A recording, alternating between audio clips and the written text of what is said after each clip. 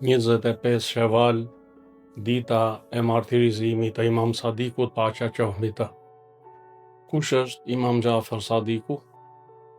Ai është Jafar ibn Muhammad al-Baqir, lindi më 17 Rabiul Awwal, u martirizua me 25 Sheval të vitit 148 Hijri.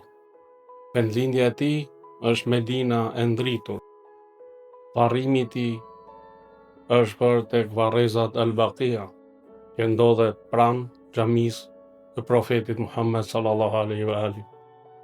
Ai jetoi 65 vjet. Babai i tij është Imam Muhammad ibn Ali al-Baqir. Nëna e tij është zonja Ummu Farwa, bija e Qasim ibn Muhammad.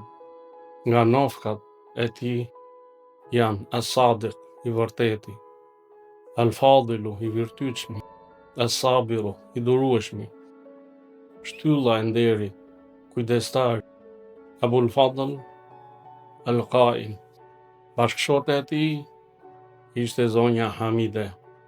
Fëmijët e tij ishin Ismaili, Aliu, Muhamedi, Ishaq, Abbazi dhe zotria jon Imam Musa Al-Kadhim.